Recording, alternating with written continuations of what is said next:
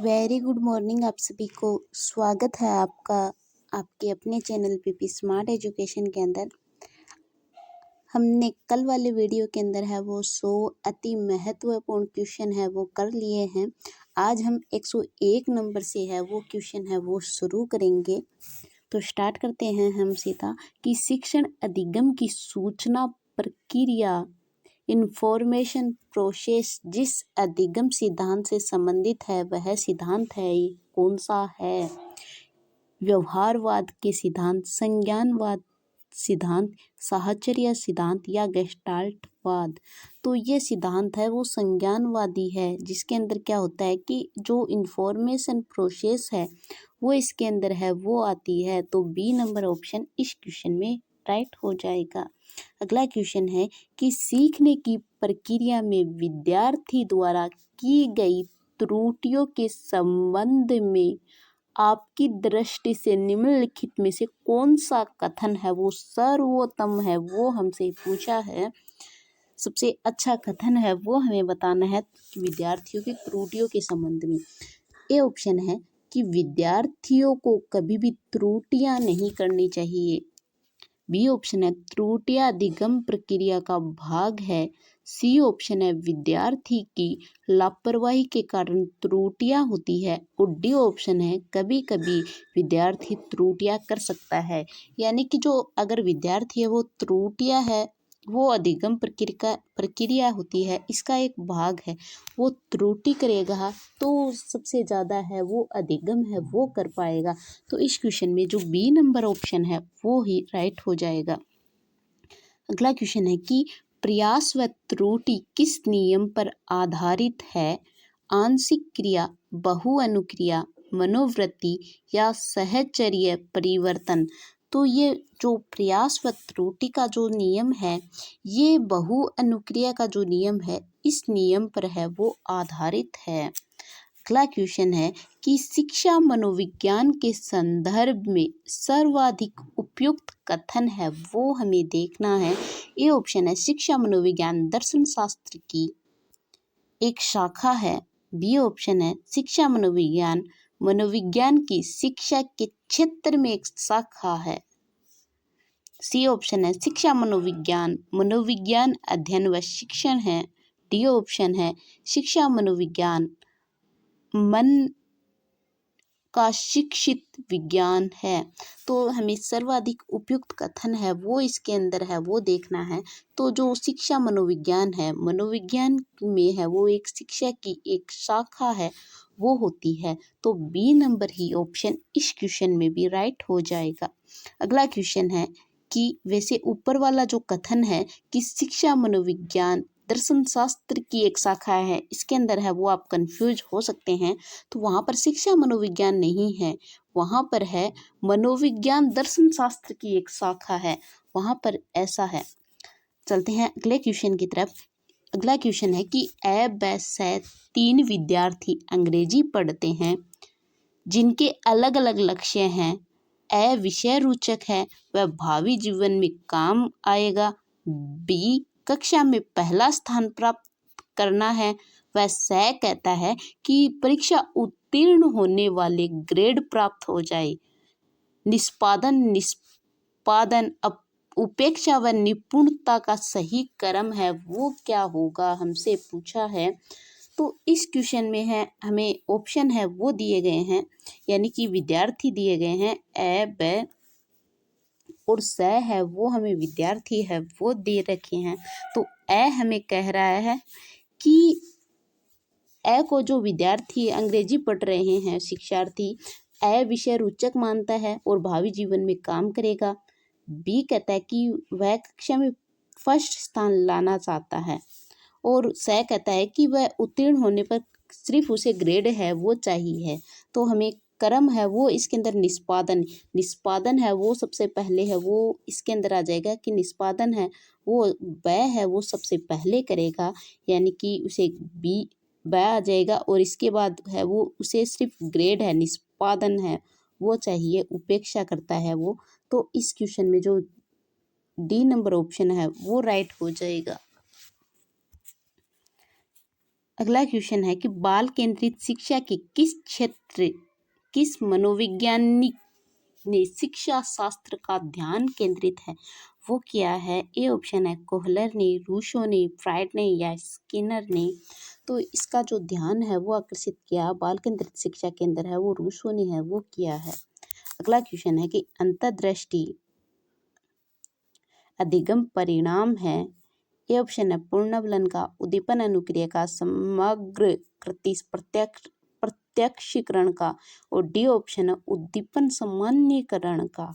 तो ये जो हमें अंतर्दृष्टि का जो सिद्धांत है वो संबंधित है समग्र कृति प्रत्यक्षीकरण का। तो इस क्वेश्चन में है वो ये राइट हो जाएगा। अगला क्वेश्चन है कि शारीरिक परिवर्तन के लिए जिन शब्दों का प्रयोग किया गया है अभिवृद्धि, परिपक्वता, विकास या उपरोक्त सभी। तो हमें शारीरिक परिपक्वता के लिए पूछा है तो अभिवृद्धि है वो राइट हो जाएगा। अगला क्वेश्चन है कि क्रिया प्रस्तुत मुख्यतः बल देता है शिक्षक पर, पूर्णवलन पर, वातावरण का या अधिगम सामग्री का। तो क्रिया प्रस्तुत का जो थ्योरी है वो पूर्णवलन के ऊपर है, वो सबसे अधिक बल है वो देती है। अगला क्वेश्चन है कि समावेशी शिक्षा के संदर्भ में भाषा शिक्षण के लिए अनिवार्य है वो क्या है? ए ऑप्शन है विभिन्न प्रकार की गतिविधियों का उपयोग, बी ऑप्शन है व्याकरणीय संकल्पनाओं का अधिकाधिक अभ्यास, सी ऑप्शन है एकांकी शिक्षण में सभी की भागीदारी और डी ऑप्शन है भाषा कौशलों का उपयुक्त अभ्यास। तो हमें समावेशी शिक्षा के अंदर है वो विभिन्न प्रकार की जो गतिविधियों का उपयोग है वो इसके अंदर है वो राइट हो जाएगा। अगला क्वेश्चन है कि क्रिया प्रस्तुत अनुकूलन में पूर्णवलन निर्भर है वो किस पर करता है? उद्दीपन की प्रकृति पर, अनुक्रिया की प्रकृति पर या एक व दो दोनों या कोई नहीं। तो क्रिया प्रस्तुत में जो सिद्धांत है वो पूर्णवलन का जो सिद्धांत है वो किस पर निर्भर करता है? अनुक्रिया की प्रकृति पर है वो निर्भर है वो करता है। ए जो बी नंबर ऑप्शन राइट हो जाएगा। अगला क्वेश्चन है कि विभिन्नता का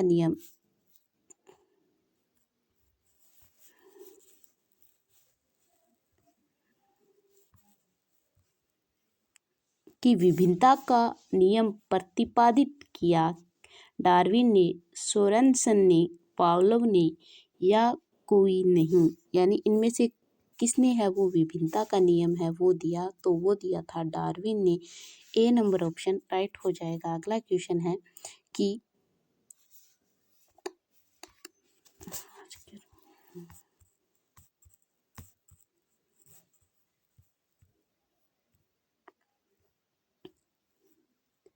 एक 113 नंबर का क्वेश्चन है कि धीमी गति से सीखने वाले बालकों के लिए अधिक उपयोगी सिद्धांत है वो कौन सा है?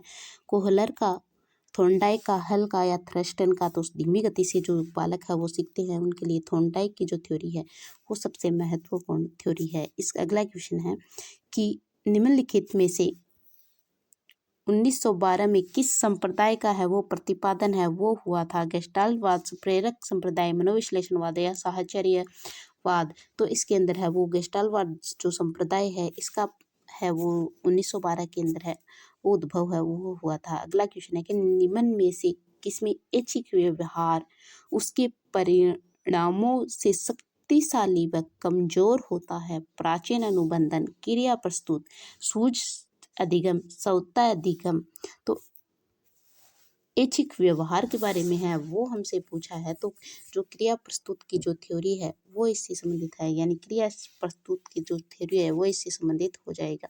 अगला क्वेश्चन है कि जेम्स ड्रेवर ने मनोविज्ञान को किस प्रकार का विज्ञान है वो बताया है? तो जो जेम्स ड्रेवर है इन्होंने जो मनोविज्ञान है उसे किस प्रकार का, यानी कि शुद्ध प्रकार का जो मनोविज्ञान है विज्ञान है वो इन्होंने बताया है जेम्स ड्रेवर ने। तो 3 नंबर ऑप्शन राइट हो जाएगा। अगला क्वेश्चन है कि सीखने का करना कौन से पक्ष से संबंधित है? सीखने का गतिक क्षेत्र, सीखने का मनोवैज्ञानिक क्षेत्र, सीखने का संज्ञानात्मक क्षेत्र या सीखने का भावात्मक क्षेत्र। तो जो करना यानी कोई कार्य है वो करना है, तो ये सीधा सा संबंधित है सीखने के गति क्षेत्र से। ए नंबर ऑप्शन राइट हो जाएगा। अगला क्वेश्चन है कि निम्नलिखित में से चिंपांजी पर प्रयोग किसके द्वारा किया गया? कोफका, वर्दिनर, कोहलर और उपयोग सभी के द्वारा। तो किसके द्वारा है? वो चिंपांजी पर है वो प्रयोग किया गया था।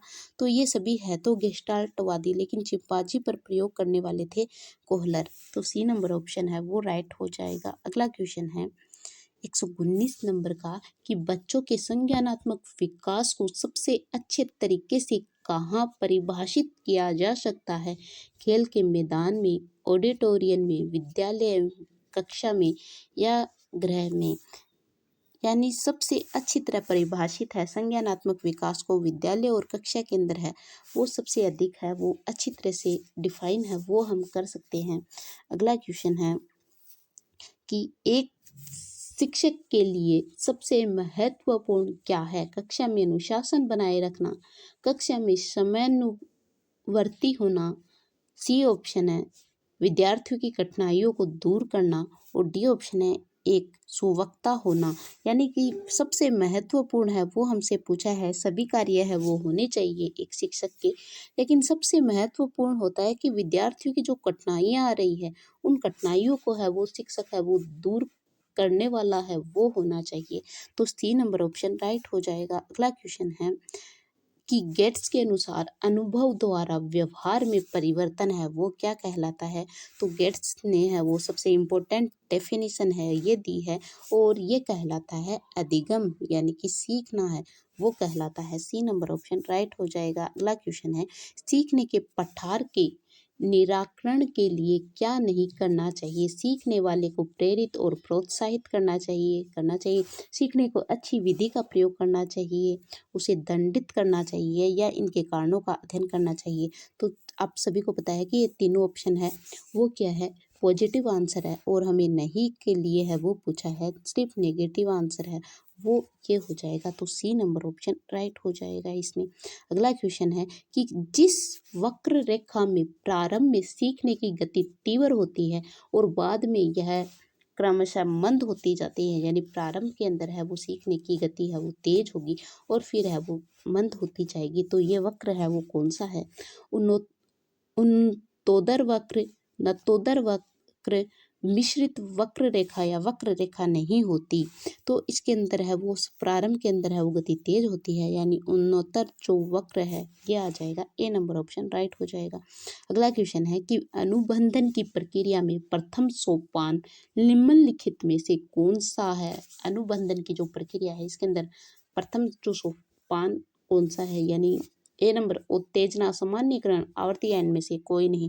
तो इसमें आ जाएगा उत्तेजना सबसे महत्वपूर्ण सोपान है, सबसे प्रथम सोपान आ जाएगा। अगला क्वेश्चन है कि निम्नलिखित में से कौन सी दशा ध्यान को आकर्षित करने की आंतरिक दशा है वो नहीं है? उद्दीपन की स्थिति, आवश्यकता, एक व दो दोनों और एक व दो दोनों, यानी कि एक व दो दोनों। हमें पूछा क्या है कि दशा ध्यान को आकर्षित करने की आंतरिक दशा है वो नहीं है, हमें इस क्वेश्चन में है वो पूछा है।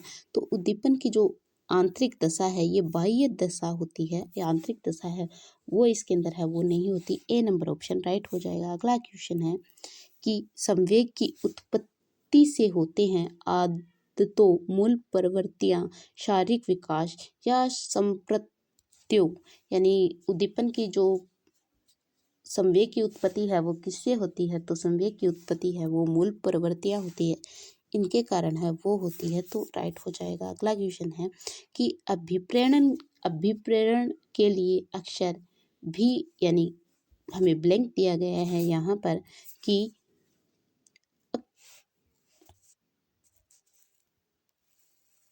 अभिप्रेरण के लिए अक्षर फिर ब्लैंक है भी प्रयोग किया जाता है, यानी किस शब्द का प्रयोग है वो अभिप्रेरण के लिए है वो अक्षर है वो किया जाता है? संवेग, आवश्यकता, भावना या प्रत्यक्षीकरण। तो आवश्यकता का जो प्रयोग है वो सबसे पहले है वो किया जाता है अक्षर।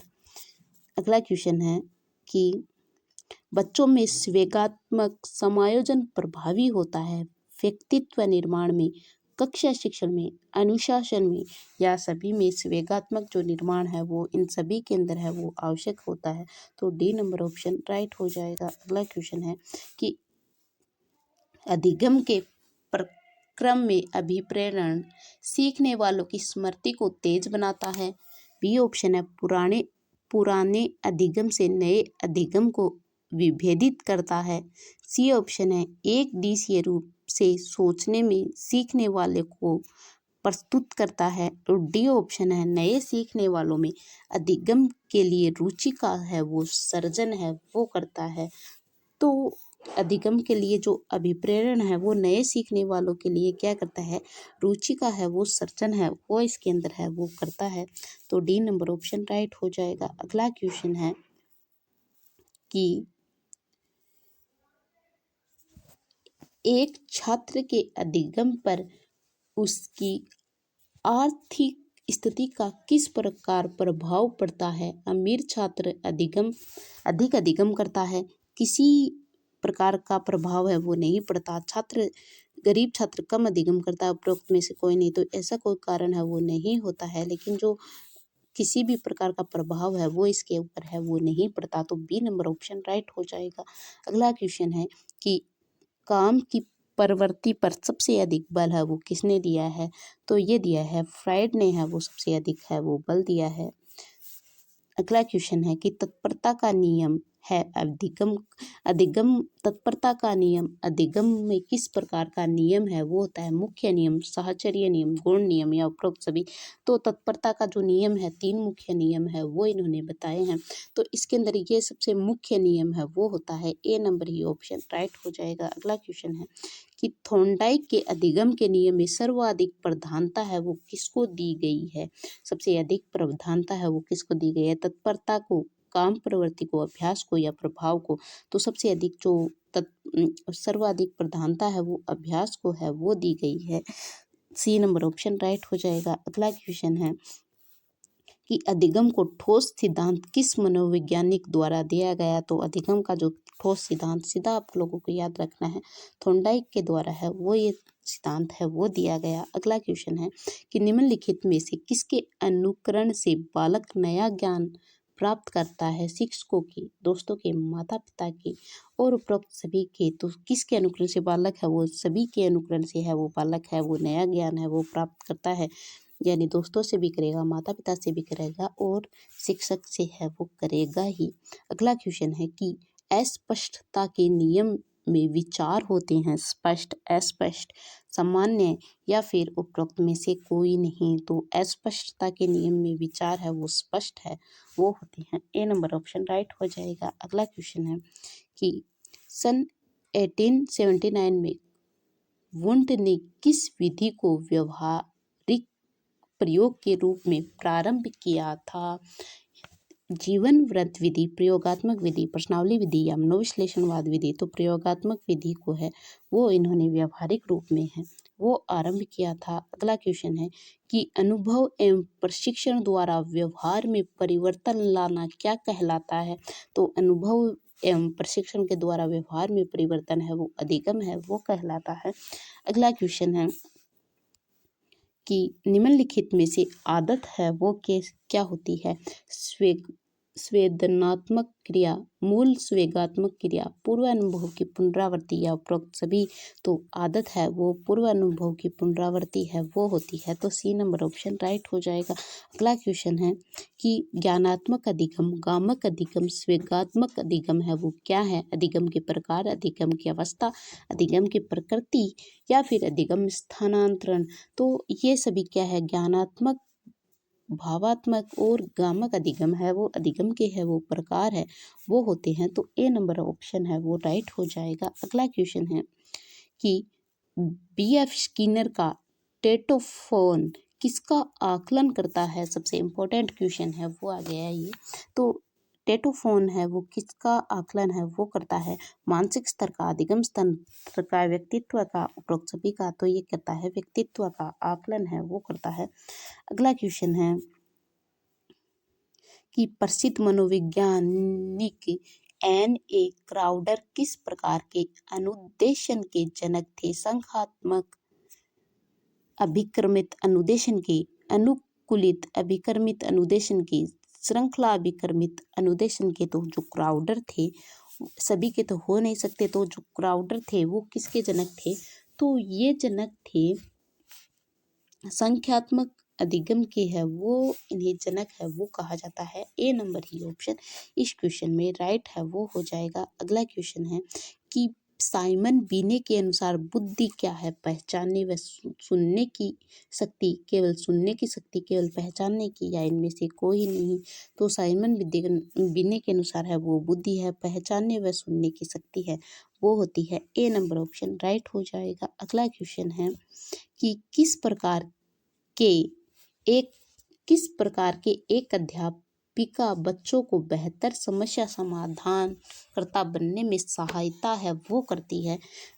ए ऑप्शन है बच्चों को विविध प्रकार की समस्याओं का समाधान करने के मौका देने, हल करने में सहायता करती है। पाठ्य पुस्तक में समस्याओं को उत्तर प्रदान करने के लिए प्रोत्साहित करती है। सभी समस्याओं को सही हल करने में छात्रों के सामने खड़ी है। समस्याएं हल करने के लिए पुरस्कार है वो देती है। तो हमें समाधानकर्ता बनने में सहायता है वो करती है कि वो विभिन्न प्रकार की जो समस्याएं हैं समाधान करने के लिए मौके देती है और फिर उन्हें हल करने में है वो जो बालक होते हैं उनकी सहायता करती है।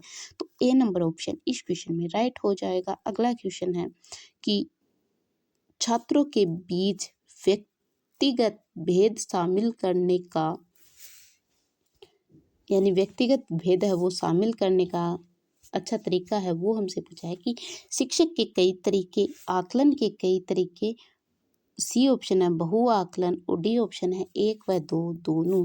तो व्यक्तिगत भेद में, यानी व्यक्तिगत भेद है वो हम शिक्षण के जो कई तरीके हैं उनके माध्यम से भी है वो कर सकते हैं, और यानी कि मौखिक, लिखित, इनके माध्यम से भी है वो हम कर सकते हैं, और आकलन के कई तरीके के माध्यम से भी है कर सकते हैं।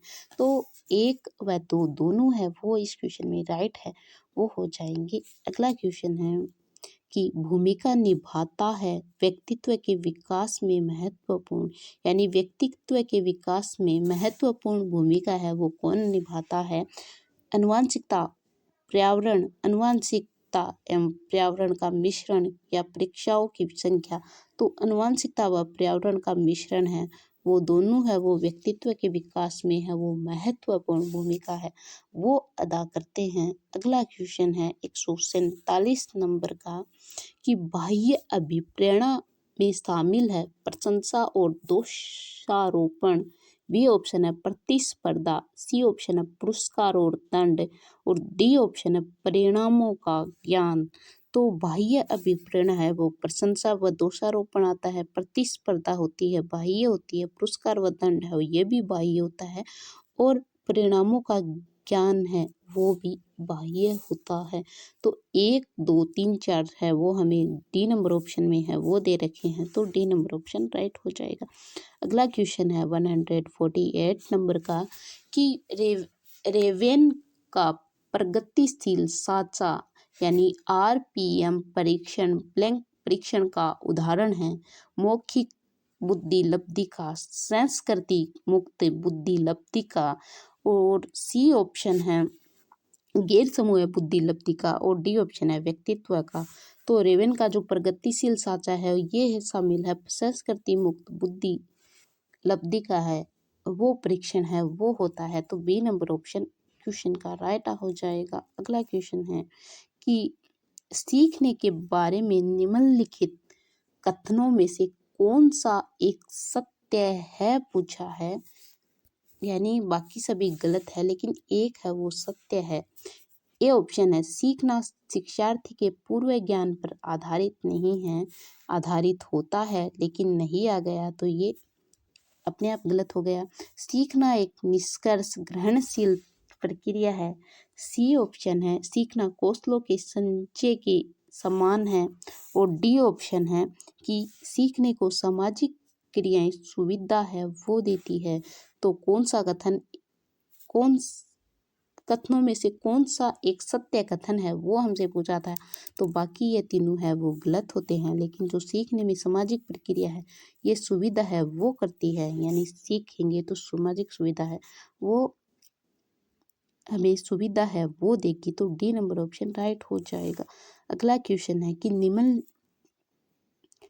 निम्नलिखित में से कौन सी एक महत्वपूर्ण गतिविधि बच्चों को सीखने के लिए सक्षम बनाती है? संवाद, पुरस्कार, व्याख्यान या निर्देशन विधि। तो सीखने के लिए सक्षम जो विधि है वो बनाती है। अगर संवाद है वो आप आपस में किए जाते हैं तो ये आ जाएगा, इस क्वेश्चन में है वो राइट आंसर है वो आ जाएगा। तो आज है वो हमने 150 क्वेश्चन है वो हमने कंप्लीट कर लिए हैं। आगे के क्वेश्चन है वो हम कंटिन्यू है वो करने वाले हैं, ये हम करेंगे कल। तब तक के लिए आप सभी को धन्यवाद। अगर आपका कोई सुझाव होता तो आप नीचे कमेंट बॉक्स में है वो कमेंट कर सकते हैं। धन्यवाद।